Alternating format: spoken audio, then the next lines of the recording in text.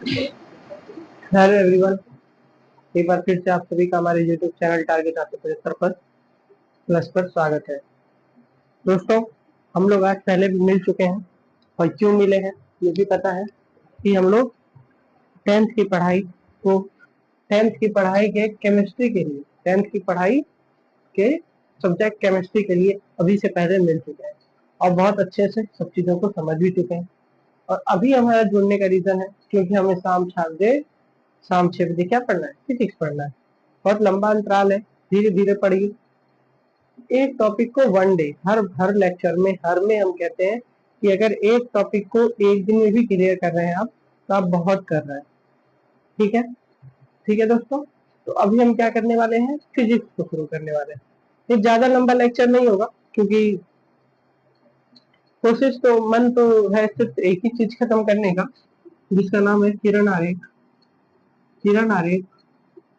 लेकिन फिर भी दूसरा चीज के भी हम लाने की कोशिश करेंगे, वो है प्रतिबिंब। अवतल दर्पण में प्रतिबिंब कहाँ रखे, वस्तु जो कहाँ बनता है, इसके बारे में भी हम चर्चा कर लेंगे। ठीक है, 6 प्रकार के प्रतिबिंब बनते हैं, मतलब 6 जगह पे वस्तु रखी जाए तो वस्तु बनती है, प्रतिबिंब बनता है। ठीक है, आज यही दोनों की बातें हमें करनी। तो फिलहाल हम अपना लेक्चर शुरू करते हैं, टाइम को बर्बाद किए बिना।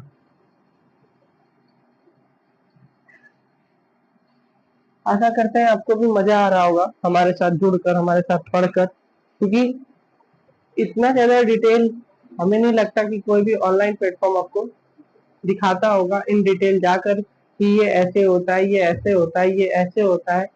और दीवार पे पड़ता है तो प्रतिबिंब नहीं बनता है क्योंकि वो असमरूप परावर्तन होता है, और दर्पण से पढ़कर आता है तो वो अपना प्रतिबिंब बनता है क्योंकि वह समरूप परावर्तन होता है। तो इतना डिटेल से तो नहीं जाता होगा, लेकिन हम आपका साथ दे रहे हैं और आपको बताते जा रहे हैं कि देखो भाई ऐसे होता है और ऐसे होता है। तो हम पढ़ रहे हैं फिजिक्स। क्या पढ़ रहे हैं? फिजिक्स, जिसका नाम क्या है? Reflection of light.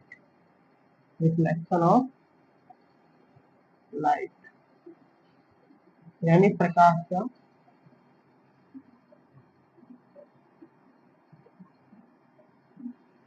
परावर्तन। क्या हो गया? प्रकाश का परावर्तन। देखो हम लोग पढ़ क्या क्या लिए। हम लोग अवतल दर्पण में F बराबर r/2 और उत्तल दर्पण में F बराबर r/2 प्रूव कर लिए। अब ये तो समझ आ गया होगा कि फोकस दूरी की दोगुना जो होता है वो पकड़ता त्रिज्या होता है। ये तो समझ आ गया होगा। ठीक, फोकस फोकस कैसे पता लगाओगे? फोकस कैसे, अगर पूरी चित्र बनाओगे तो फोकस कैसे पता लगाओगे? सिंपल सा तरीका बताए थे कि हम क्या करेंगे।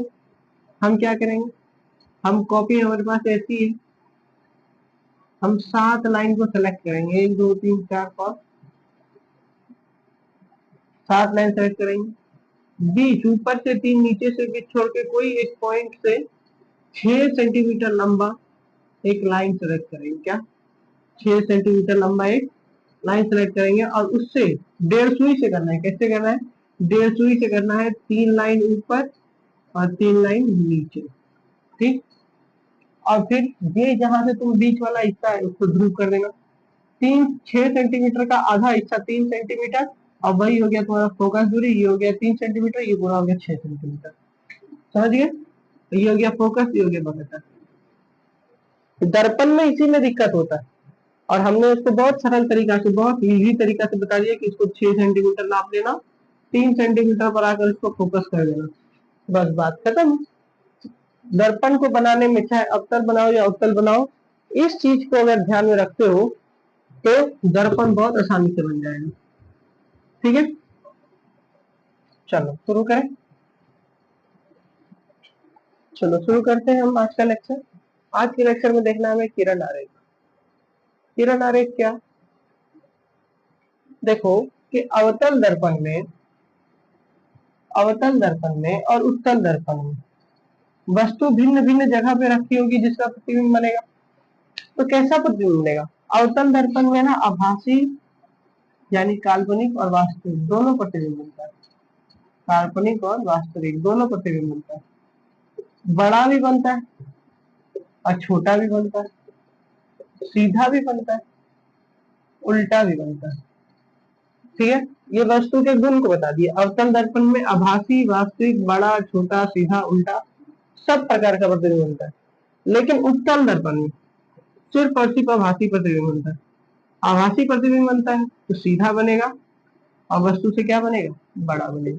छोटा भी बन सकता है, कोई बड़ी बात नहीं है, लेकिन मुख्य रूप से जो बनेगा वो बता दिया हमने। ठीक, उत्तल दर्पण में कैसा बनेगा, बड़ा बनेगा। अवतल दर्पण में सब बनता है। ठीक है, जान लिया कि अवतल दर्पण में कैसा बनता है और उत्तल दर्पण में कैसा बनता है। ठीक, अब लेकिन प्रतिबिंब बनेगा कैसे, अब बात उठता है कि प्रतिबिंब बनेगा कैसे। तो प्रतिबिंब बनता है किरण आरेख की सहायता। कैसे, किरण आरेख की सहायता से, यानी कि किसी बिंदु से किरण निकलकर टकराएगी दर्पण से तो चल के प्रतिबिंब बनेगा।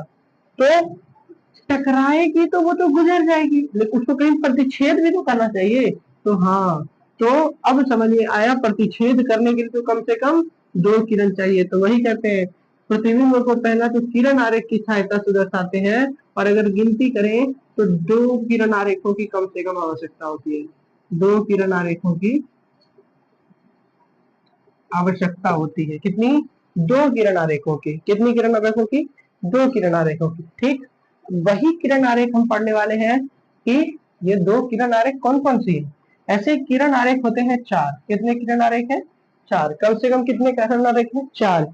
और उनमें से किन्हीं भी दो की सहायता से प्रतिबिंब बनता है। अब देखना है कि कहाँ के लिए कौन सा किरण आरेख लगता है। ठीक, पहले तो हम लोग किरण आरेख देखते हैं। पहले तो हम लोग किरण आरेख देखते हैं। किरण आरेख, किरण आरेख सबसे पहला होता है, चाहे अवतल लो या उत्तल। पहला नंबर, चाहे अवतल लो, ये ले लिया हमने अवतल दर्पण, या ले लो तुम उत्तल दर्पण।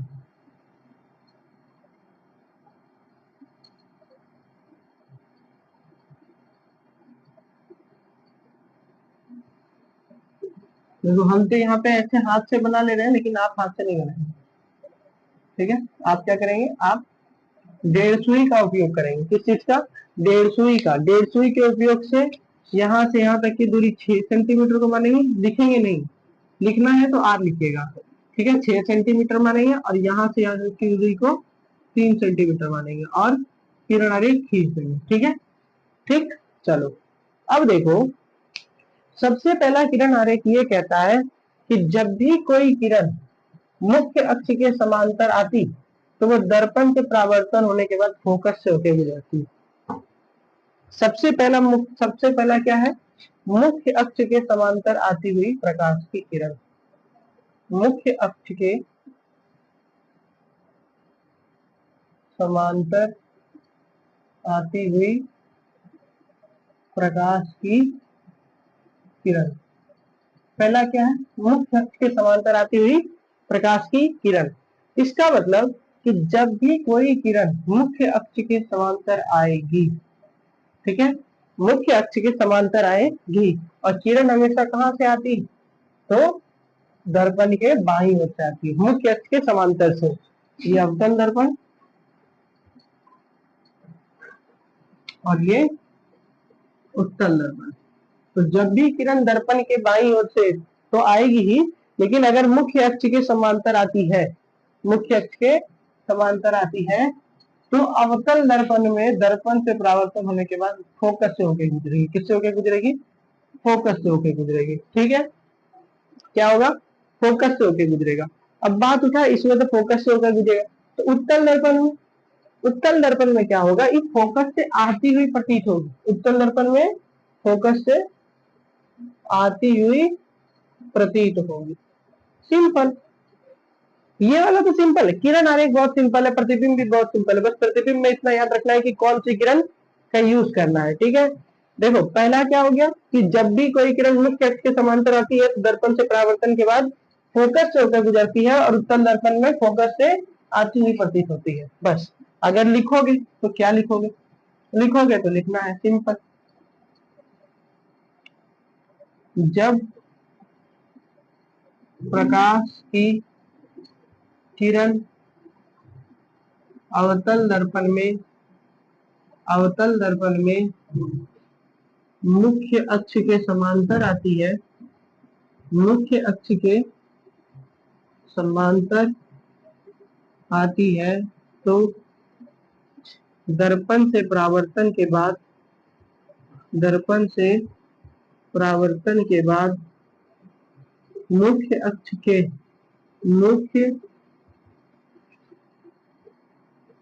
पर स्थित बिंदु फोकस से होकर गुजर जाती है, फोकस से होकर गुजर जाती है। क्या होती है? गुजर जाती है। ठीक, ये किसके लिए हो गया? ये हो गया अवतल दर्पण के लिए। देखो एक बार अवतल दर्पण के लिए क्या हो गया कि जब भी प्रकाश की किरण अवतल दर्पण में मुख्य अक्ष के समांतर आती है, तो परावर्तन के बाद मुख्य अक्ष पर स्थित बिंदु फोकस से होकर गुजर जाती है। और उत्तल दर्पण में जब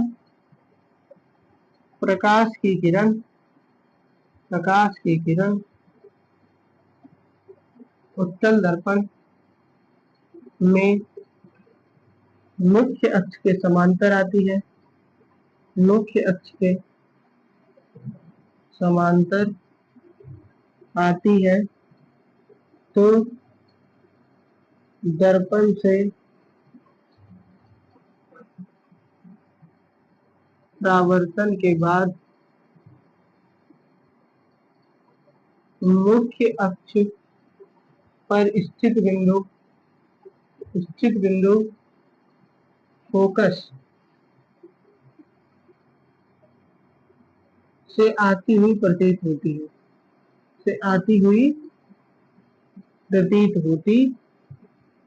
है।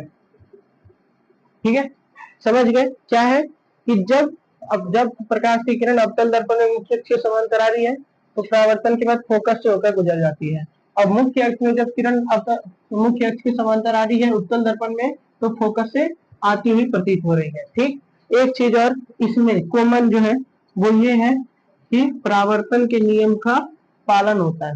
इस किरण आरेख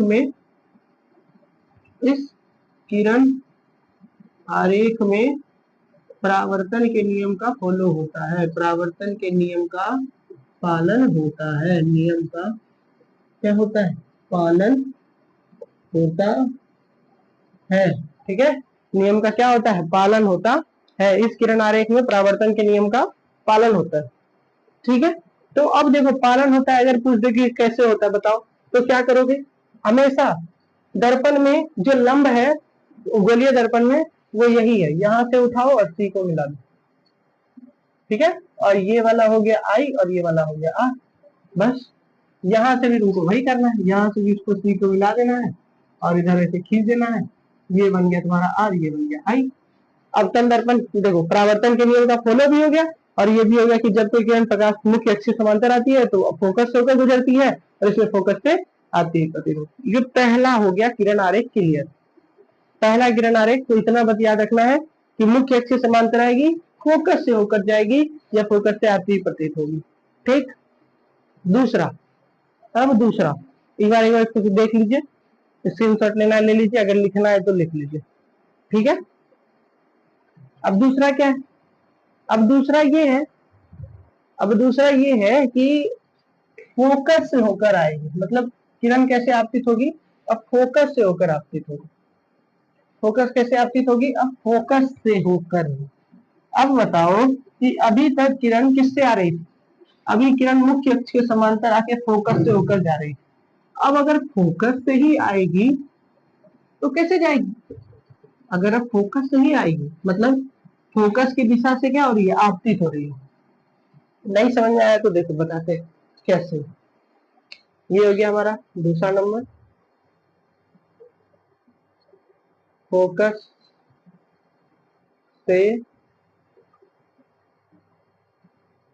आती हुई प्रकाश की किरण, प्रकाश की कौन? किरण।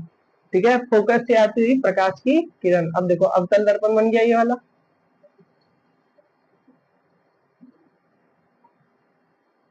और ये वाला उत्तल दर्पण। ऐसे तो उत्तल दर्पण में इसकी कोई जरूरत नहीं पड़ेगी, लेकिन फिर भी देख लेते हैं। इसमें तो इधर जाएगा, सीधा बनाते हैं। ये देखो सीधा हो गया ना, ये P, ये C और ये F। इसमें भी कुछ ऐसा, ये C, ये P, ये F। अब किरण की बात क्या हुई, अगर किरण फोकस की दिशा से आपतित हो, मतलब कुछ ऐसे आए, क्या हो, ऐसे दर्पण पर आपतित हो। ठीक लग रहा है ना कि दर्पण फोकस, किरण जो है फोकस की दिशा से दर्पण पर पड़ रही है, फोकस से पड़ रही है। कैसे पड़ रही है अब नहीं समझ में आया, तो इसीलिए बोलते हैं तीर देने। तीर से क्या पता चल रहा है, ये किरण आपतित हो रही है। तीर से क्या पता चल रहा है, ये किरण क्या हो रही है, आपतित हो रही है। अब इसको दिखाना है।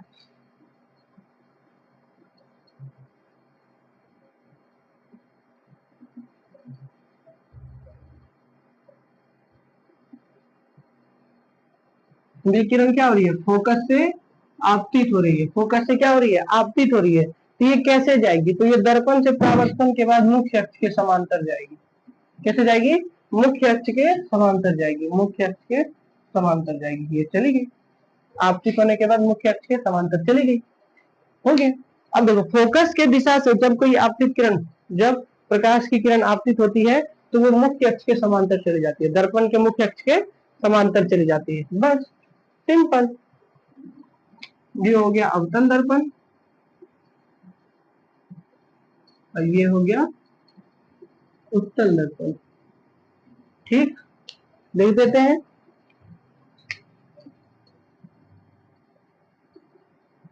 जब प्रकाश की किरण अवतल दर्पण पर फोकस की दिशा से, फोकस की दिशा से आपतित होती है, क्या होती है, आपतित होती है, तो दर्पण से परावर्तन के बाद, दर्पण से परावर्तन के बाद मुख्य अक्ष के समांतर, मुख्य अक्ष के समांतर चली जाती है, चली जाती है। ठीक उसी तरह से जब प्रकाश की किरण, जब प्रकाश की किरण उत्तल दर्पण में, जब प्रकाश की किरण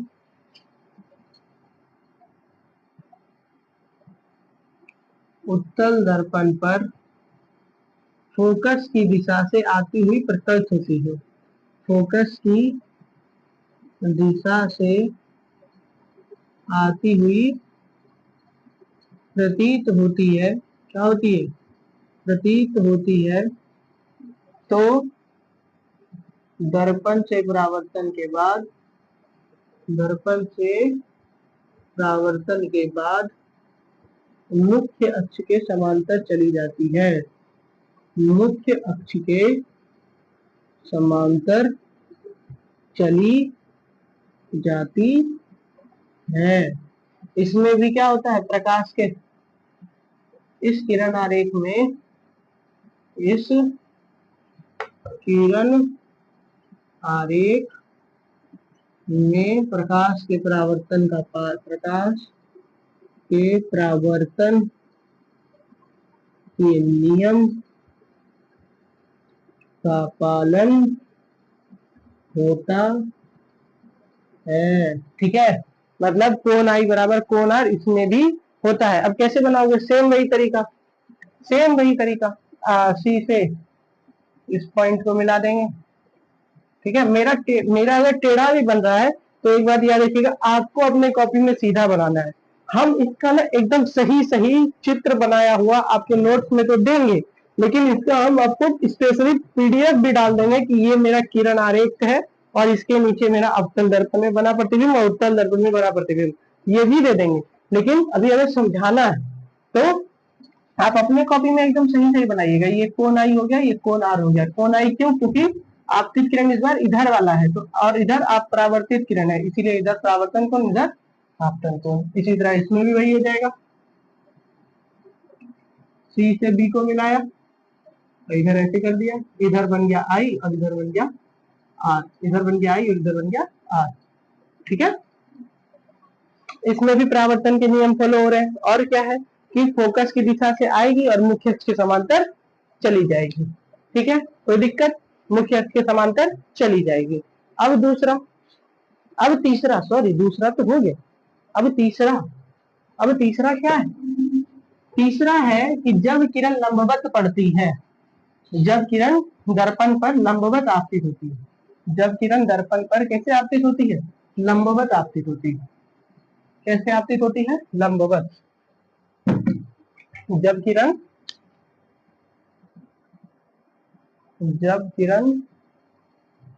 दर्पण पर लंबवत आपतित होती है। इसका तो आपको आंसर पता है, पूछो कैसे? हम बताए थे समतल दर्पण में बताए थे कि नहीं, जब किरण दर्पण पर लंबवत आपतित होगी तो जिस माध्यम से आएगी वापस उसी माध्यम में लौट जाएगी, यानी आपतित किरण और परावर्तित किरण दोनों एक पर ही होते हैं। तो सेम बात इसमें भी है, सेम बात इसमें भी है। किसमें? अवतल दर्पण उत्तल दर्पण दोनों में। देखो बनाए पहले अवतल दर्पण,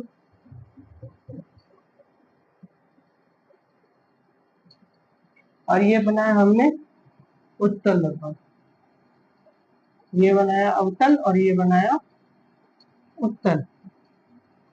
ठीक, ये हो गया इसका मुख्य अक्ष, सॉरी उल्टी, सी पी एफ। ठीक, इसमें भी बना लेते हैं सी एफ पी। ठीक, अब क्या है? अब देखो लंबवत पड़ेगी, लंबवत पड़ने का मतलब सिंपल है, वक्रता केंद्र से होकर गुजरेगी। लंबवत पड़ने का मतलब क्या है? वक्रता केंद्र से होकर गुजरेगी। समझो, अगर बोल दे कि अवतल दर्पण पर किरण लंबवत पड़ रही है, तो इसका मतलब साफ है कि किरण वक्रता केंद्र से होकर गुजरेगी। ठीक है, इसका दूसरा नाम क्या होता है? इसका दूसरा नाम हो सकता है कि वक्रता केंद्र पर पड़ने वाली आपतित किरण। तो वक्रता केंद्र पर जब किरण आपतित होगी तो वो अपनी दिशा को नहीं बदलेगी, बल्कि वापस वहीं से हो जाएगी, वापस उसी रास्ते से वापस हो जाएगी। यानी कि अगर किरण यहाँ से ऐसे गई, अगर किरण यहाँ पर ऐसे, यहाँ पर ऐसे पड़ती है, यहाँ पर ऐसे पड़ती है, तो इसकी दिशा भी यही है।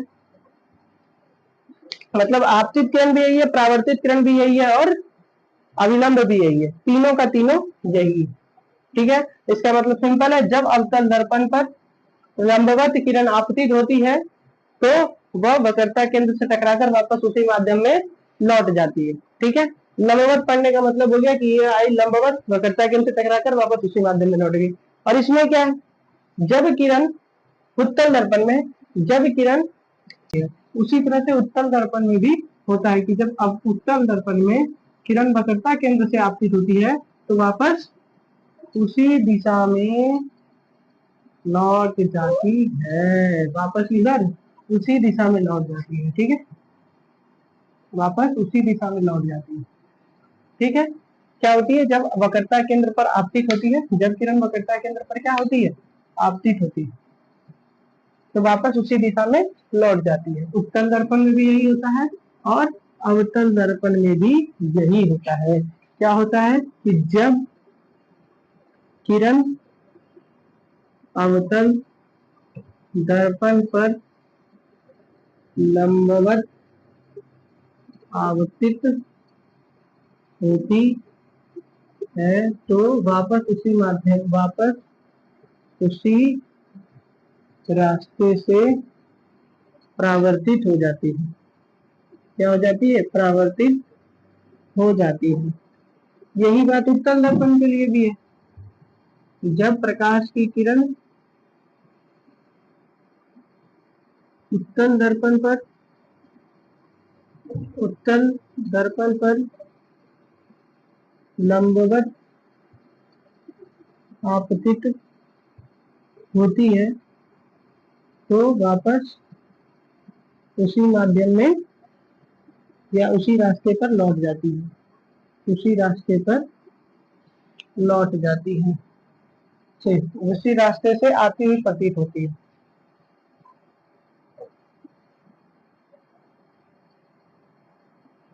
हुई प्रतीत होती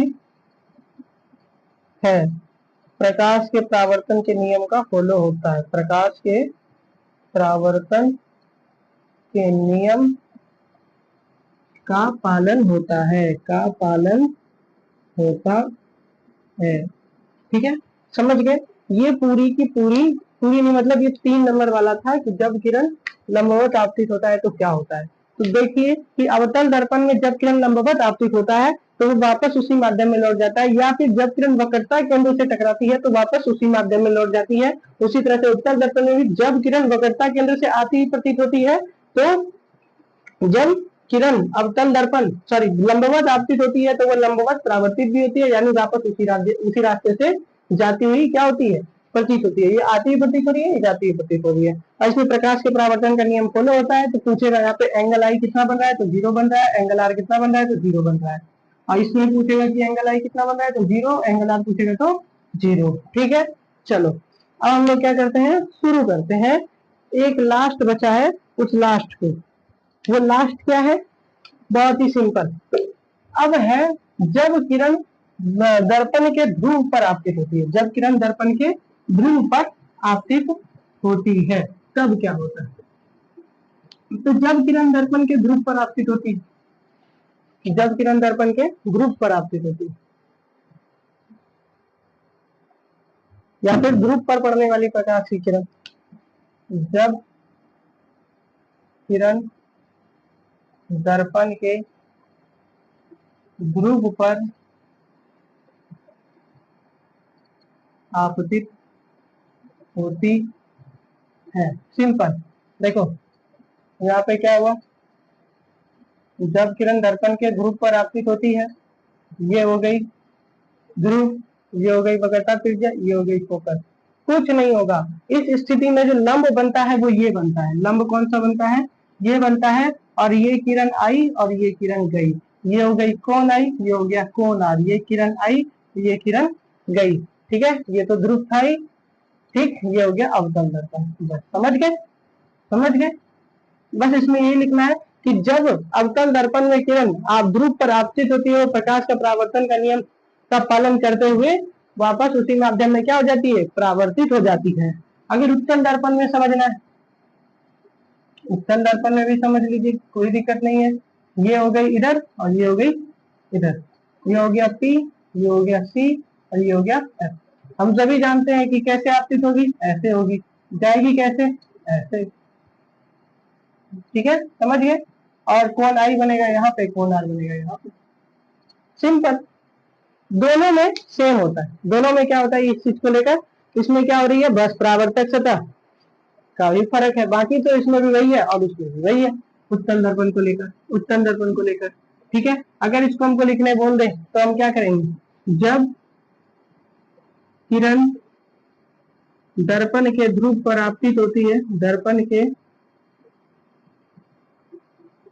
ध्रुव पर आपतित होती है तो परावर्तन के बाद, तो परावर्तन के नियम का पालन करते हुए, परावर्तन के नियम का पालन करते हुए वे क्या होती है, परावर्तित परावर्तित होती है, चाहे वो अवतल हो या उत्तल हो। बस उसमें इतना सा बताना है। और ये रहा इसका चित्र, इसमें परावर्तन के नियम का फॉलो होता है, वक्रता केंद्र में परावर्तन के नियम का फॉलो होता है, फोकस पे भी क्या होता है, वक्रता परावर्तन के नियम का फॉलो होता है। और पहला नंबर मुख्य अक्ष के समांतर आती प्रकाश की किरण पर भी दर्पण परावर्तन के नियम का फॉलो होता है। यानी आपने 4 किरण आरेख सीखे और यही 4 किरण आरेख का उपयोग करके हम जो है अवतल दर्पण में और उत्तल दर्पण में प्रतिबिंब को बनाएंगे। कब, कल। कब बनाएंगे, कल। आज के लिए बस ये 4 किरण आरेख और चारों किरण आरेखों को अच्छे से अपने पेयर में बनाइए ताकि आपका काम आसान हो सके।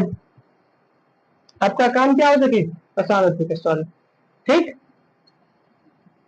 पहला कौन सा था? मुख्य अक्ष के समांतर। पहला कौन सा था? मुख्य अक्ष के समांतर आती हुई प्रकाश की किरण। दूसरा कौन सा था? फोकस की दिशा से आती हुई प्रकाश की किरण। फोकस की दिशा से आती हुई प्रकाश की किरण। तीसरा कौन सा था? लंबवत आपतित होने वाली प्रकाश की किरण या वक्रता केंद्र से आने वाली प्रकाश की किरण। और चौथा है ध्रुव पर आने वाली प्रकाश की किरण। मुख्य अक्ष के समांतर आने वाली प्रकाश की किरण फोकस से होकर गुजरती है और फोकस की दिशा में आने वाली प्रकाश की किरण मुख्य अक्ष के समांतर जाती है। ठीक, लंबवत आने वाली किरण लंबवत ही जाती है और ध्रुव पर आने वाली किरण दर्पण के ध्रुव से होकर परावर्तित हो जाती है। क्या हो जाती है? परावर्तित हो जाती है और चारों के चारों में प्रकाश के परावर्तन के नियम का फॉलो होता है। प्रकाश के परावर्तन के नियम का पालन होता है। ठीक है, ये चारों में क्या होता है? प्रकाश के परावर्तन का नियम फॉलो होता है। ठीक है दोस्तों, ये समझ गए। 4 का 4 किरण आरेख हो गया। अवतल दर्पण में बराबर r/2, उत्तल दर्पण में बराबर r/2, प्रतिबिंब, समतल दर्पण, प्रकाश क्या है, प्रकाश का परावर्तन क्या है, नियम, प्रकार सब हो गया है। अब सिर्फ बचा है प्रतिबिंब, जो कि कल के लेक्चर में खत्म हो जाएगा। एक दूसरा लेक्चर हमारा कौन सा होगा? पहला लेक्चर ये हो गया, मतलब अब ये तो आज 9वां लेक्चर हो गया। फिर 10वां लेक्चर कौन सा होगा? 10वां लेक्चर होगा दर्पण सूत्र। ठीक है, अवतल दर्पण में और उसी से उत्तल दर्पण में हो गया तो ठीक है, मतलब फिर से दर्पण सूत्र। और फिर 12वें लेक्चर में हमारा हो जाएगा आवर्धन को लेकर और चिन्ह परिपाटी भी इसी में क्लियर कर देंगे। दर्पण सूत्र में ये 9वां लेक्चर में प्रतिबिंब में चिन्ह परिपाटी हम क्लियर कर देंगे। आवर्धन बस 12-13 लेक्चर में चैप्टर खत्म हो जाएगा और 3 से 4 चैप्टर उधर क्वेश्चन आंसर न्यूमेरिकल और उसके लिए बाकी है। ठीक, तो ये आपको क्लियर करना है आज। सबसे पहले अगर होमवर्क पूछिए तो हम आपका होमवर्क बस इतना है कि अवतल दर्पण में f बराबर r/2 प्रूव करिए, उत्तल दर्पण में f बराबर r/2 प्रूव करिए। और तीसरा चीज है कि ये चारों किरण आरेखों को अच्छे से पढ़िए। क्या है? अच्छे से पढ़िए। हमने बता तो दिया इसके बारे में सारी जानकारी, इसको फिर से अपने कॉपी में बनाइए। ठीक है दोस्तों, ठीक है, तो हम आज के लिए बस इतना ही रहने देते हैं। ठीक है, अब हम मिलते हैं कल नहीं, आज रात 10 बजे। कितना बजे? 10 बजे। किस चीज को लेकर? संस्कृत को लेकर। किस चीज को लेकर भाई? संस्कृत का पहला चैप्टर मंगलम पाठ को लेकर। ठीक है दोस्तों, तो आज के लिए बस इतना ही रहने देते हैं। चलिए, धन्यवाद आप सभी का।